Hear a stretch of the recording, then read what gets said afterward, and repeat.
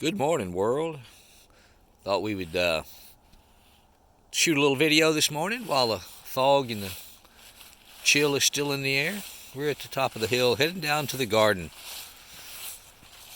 We always got to walk by the rosemary bush and get us a little. Yeah. That'll throw a little awakeness, give you some little bit of mental energy, get you a good sniff of rosemary. Now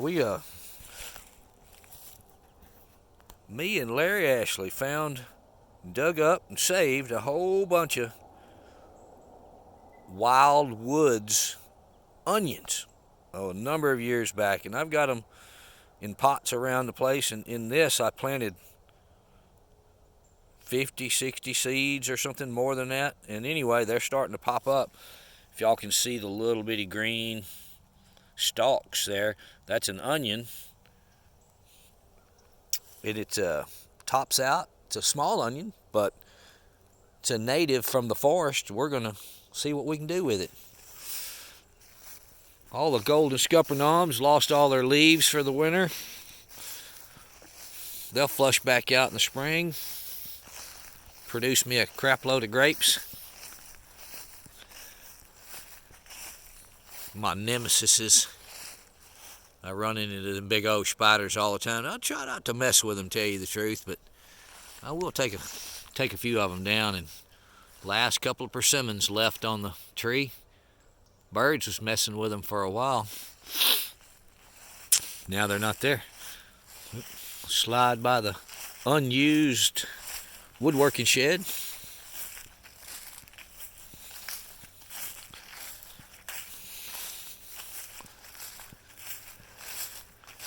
About 45 degrees here this morning.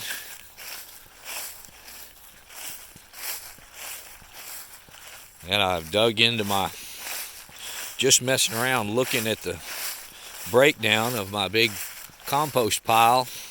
Saw a leaf limb chip brought in here by the Highline right-of-way crews that clean the right-of-ways to the electrical lines.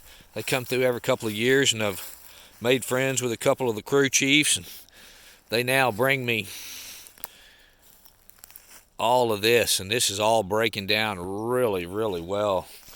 We can look here, the armadillos have dug into here, and look at what that's turning into. That is going to be the most magnificent soil supplement on the planet right there. This will go in my garden next year, in the spring probably. Although I need to turn this pile once, see if I can break it down quite a bit more, and it will on its own, a la naturel. But if y'all will see, this right here that's mycelium of some mushroom of some sort that's gotten in here and is really taking root, breaking down all of this. Yeah, we walk up here and you just sink about 3 or 4 inches when just walking on top of it. The mushroom house, unused, unloved at the moment. My life is full of all kinds of other things, though. So, get down here. Woo, that was really, really deep. Well, it's time to start harvesting some greens. I need somebody to come up and take what they want, because I'm not going back to the farmer's market. It's just too far away. Man, look at this. The Swiss chard it's gotten pretty big. We'll start taking Swiss chard now. And then right beside it there's probably a good 100 or more broccoli plants that will, grow up to be broccoli. Y'all didn't know that, did y'all? Broccoli come into broccoli, make broccoli. This is tender greens, that row right there. And it's got a little bitter, it's a bitter flavor. Very tender green. That row right there, I don't know for sure what it is. I think it's collared, to tell you the truth. And the row beside it is colored lights Swiss chard. You see all these carrots growing around here. I throw carrot seeds everywhere. Let them come up. There is a row right beside the I can't even remember. Terrible. And that's cauliflower. There's probably 50, 60 head of cauliflower coming on there. And then amongst this okra that was growing here, I chopped it all back. It's put a bunch of flowers on, but it's just too cool for okra to make at this stage. But in amongst all of this is a snow pea plant. That's what that is right there. And that is a zinnia. I've got zinnias coming up in the garden. That's a turnip. That's all cilantro. This stuff, I got it going on native out in this soil out here. I'll let it grow up until it makes out, and I'll let it go from cilantro to coriander, and then coriander back to cilantro. Yeah, we got a greens garden. We've got a bunch of natives still growing in here. We're trying to thin them out, keep them from overwhelming the sellable, edible, normal stuff that people would buy and normal people would eat, because they don't know what it is. They just don't do it. Now this is cabbage. This is a row of cabbage. It's going to be a lot of heads of cabbage. Real happy about that row. And right here beside it is a wonderful row of let me remember what the name of this thing is. First year I've grown them. Oh, it's fennel. Yep, so this fennel, and there's maybe 100 fennel plants in that row. More like 50. And this row over here this is spinach. Starting to take a little bit of spinach. I'll take me a salad or two out of here. I'm going to start doing that on a daily basis to supplement some of my food. And there's another row of spinach right beside it. That's a little smaller, so that's behind this row by a couple of weeks. And then zinnias. These are the zinnias, came up from last year's zinnias. Just let them come up out here and, pretty the place up. Help the bees and the birds and the bugs. And we got all kinds of stuff growing through here. From native seeds, we got stuff from last year's garden. There's more of the tender greens. That's what this is. We got a nice stalk on them, nice big leaf, good flavor, great cooking greens. Like you'd cook mustard greens or turnip greens.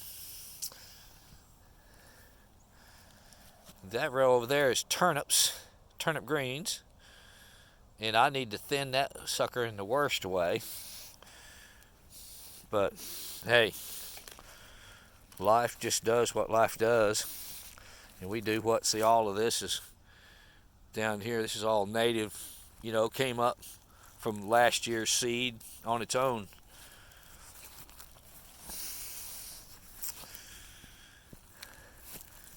And this is a row of kale. That's a type of kale. Can't remember what it was, but it didn't take very well, but I think there's going to be plenty when it grows up. Now, I had planted something else in this row right next to it. It did not take, no seed at all. And on this side we have beets. The first planting didn't take, and we planted again, it didn't take, and then we did a third, and now we've got a decent amount of little beets coming up down through there. Down here we've got two other types of kale. This row right here that you see in that straight line goes all the way to the other end. That's kale. It'll come up really good. And then on the other side of this beet row is another row of colored lights Swiss chard.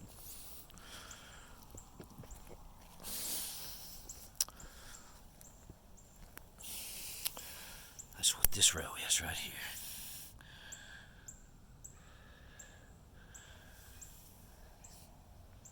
And this row is Georgia collards.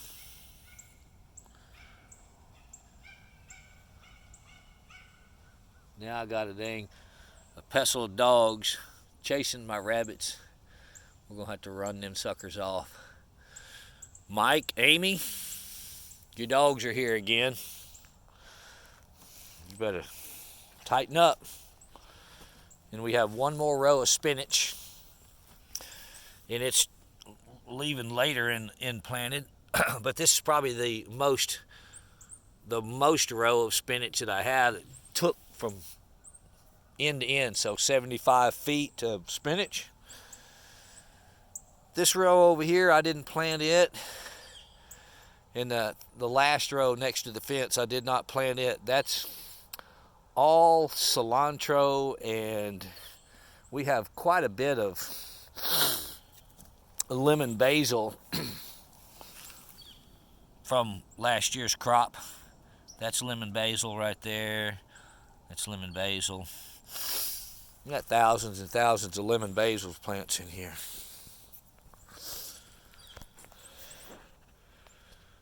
Oh man, cramp hand holding it for 10 minutes. And out there's the lake, covered in fog. The peach trees, the apple trees, the grapevines. And this fence so far has deterred the deer simply by hanging flags on a fishing line and letting them see the top of the post. I think I put that white up there. They can see that. They can see the height in the night, so they don't want to try to jump that high. Well, ladies and gentlemen, Robert Patrick here on Indian Creek, living the dream. All right, guys. Anybody want to come get them some greens, come talk to me. Y'all have a good day.